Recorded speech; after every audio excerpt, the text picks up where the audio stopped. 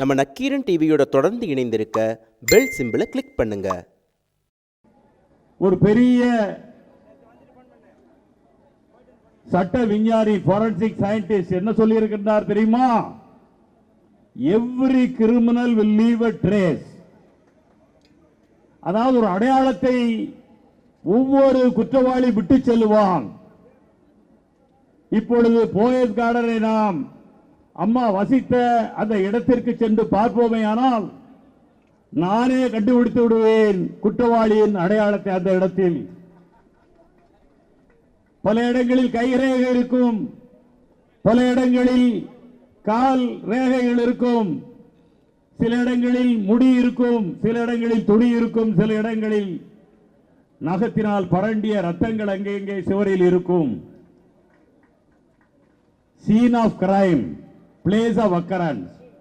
அதை பார்த்தாலே அந்த வீட்டில் இருப்பவர்கள் யார் யார், அந்த வீட்டில் அம்மாவோடு பழகியவர்கள் யார் யார், அம்மாவர்களால் நடவடிக்கை எடுக்கப்பட்டவர்கள் யார் யார், அவர்களைத்தான் நம்முடைய தமிழக சிஐடி போலீசார், ஏன் மத்திய அரசாங்க போலீசார் சிபிஐ விசாரித்திருந்தால், அவர்களை கேள்வி கேட்டிருந்தால், செப்டம்பர் 22ஆம் தேதிக்கு ஒரு வாரத்திற்கு முன்பிருந்து ஒவ்வொருவராக அழைத்து கேட்டிருந்தார், நிச்சயமாக இதற்குள் 10 குற்றவாளிகள் சிக்கியிருப்பார்கள்.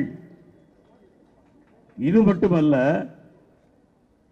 புரட்சி தலைவி அம்மா அவர்கள் இருந்த இடம், வீடு, அந்த வீட்டில் நிச்சயமாக ஒரு பெரிய ஏர்டெல் டவரோ ஏதோ ஒரு டவர் இருக்கும்.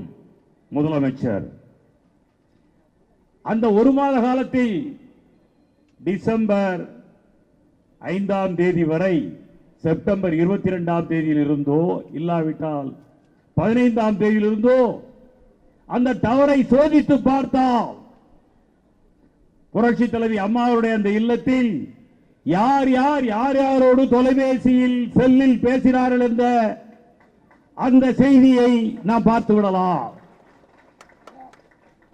இன்னும் சொல்ல போனால் எல்லோருடைய நம்பரையும் எடுத்து சம்பந்தப்பட்டவர்களுக்கு தெரியும். அந்த ஒவ்வொரு செல்லிலும் கால் டீடைல் அந்த கம்பெனியில் இருக்கும், அளிக்க மாட்டார்கள். ஒவ்வொருடைய செல்லில் கால் டீடைல்ஸ் எடுத்தாலே போதும், உரையாடலே இருக்கும்.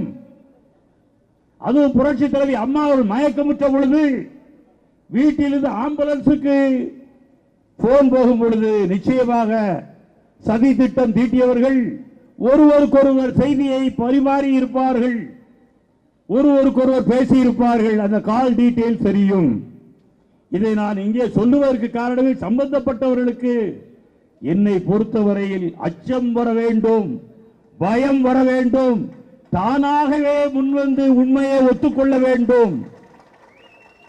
நேற்றைய தினம் 2வது மருத்துவ அறிக்கையை டெல்லியில் எய்ம்ஸ் வெளியிட்டது. அதற்கு முன்பு அரசாங்கத்தின் சார்பில் லண்டன் மருத்துவரை வைத்து வெளியிட்டார்கள். 2 முறைதான். வீட்டில் மயக்கமுற்ற நிலையில் அம்மா அவர்கள் ஆஸ்பத்திரிக்கு சென்ற நேரத்தில் அங்கே எழுதப்படுகிறது டீஹைட்ரேஷன், நீர் சத்து இல்லை, மயக்கம். அதுவே அடுத்த நாள் அவர்கள் கொடுக்கின்ற ட்ரீட்மெண்ட் என்ன தெரியுமா? நேற்று வெளியிட்ட அறிக்கையில், எய்ம்ஸ் அறிக்கையில் இருக்கிறது, பல்மனல் எடிமா, அதாவது நுரையீரலில் மியூக்கஸ், தண்ணீர் உள்ளே இருக்கு, கால் வீக்கம், தண்ணீர் இருக்கிறது. Where is dehydration? Where is pulmonary edema? Where is leg swelling? எனவே ஒன்றுக்கு ஒன்று முரண்பட்டு இருக்கிறது.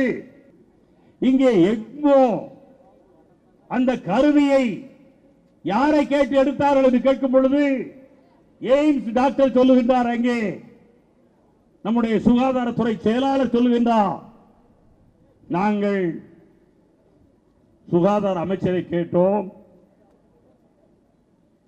குடும்ப உறுப்பினரை கேட்டோம், இன்னும் யாரோ ஒரு 2 பேரை கேட்டோம் என்றால் we informed நாங்கள் செய்தியை சொன்னோம். எந்த குழுவும் போடவில்லை.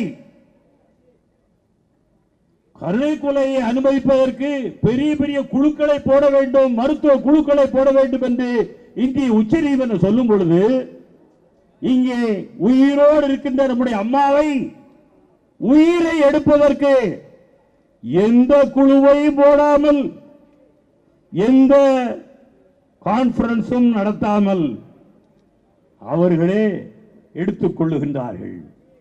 எனவே யார் தூண்டியது? யார் இதற்கு பின்னால் இயக்கியது? டாக்டர்களை யார் இயக்கியது? மருத்துவமனையை யார் இயக்கியது? உங்களுக்கெல்லாம் யார் என்று தெரியும். Convict number 3525 SPG cover special protection group. அது ஜெயின் கமிஷனில், வர்மா கமிஷனில் தெளிவாக இருக்கிறது. ஸ்பெஷல் புரொடெக்ஷன் குரூப் அதுதான் என்எஸ்சி. கருப்பு பூனை யாரும் திரும்ப பெற முடியாது. அம்மா அவர்கள் ஆஸ்பத்திரிக்கு போகும் பொழுது கருப்பு பூனை போகவில்லை. அடுத்த நாளில் 75 நாட்களும் நான் அப்போலோ மருத்துவமனையில் இந்த கருப்பு பூனையை பார்த்ததே கிடையாது. எனவே நிராயுத பாணியாக அம்மாவை ஆக்கிவிட்டு இந்த சதிகார கூட்டம் அம்மாவுடைய உயிரை எடுத்திருக்கிறது, உயிரை முடிவுக்கு கொண்டு வந்திருக்கிறது.